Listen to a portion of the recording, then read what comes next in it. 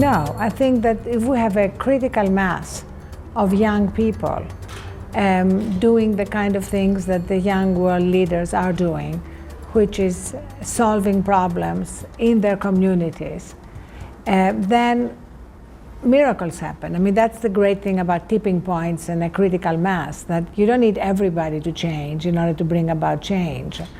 You just need enough people. We don't know what the magic number is, but it's definitely a minority. And then the changes are transferred, almost like a positive epidemic, to everyone else. And I think the difference, if you compare all leadership paradigms, if you look at what's happening in Washington with the government shutdown, and then you look at what's happening here in Johannesburg with the One Young World Symposium, you see a dramatic contrast. You see leaders in Washington who are so dysfunctional they can't even keep the government open, let alone solve problems.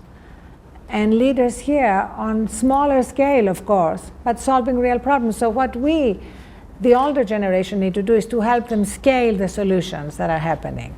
Well, obviously, one of the big things is moving to mobile. Because more and more people, your generation, are reading everything on their mobile devices. So it's very important to produce content, including video, that is easily consumable on mobile. The other thing that is a paradox is that as people are looking to practice some of what I call the third metric values, you know, to prioritize our own health, well-being, capacity to tap into our own wisdom, we are going to be looking for technologies that help us disconnect from technology. One of the most popular features that Apple released was the Do Not Disturb feature, that basically puts a block on your emails and other communications while you are having time for yourself.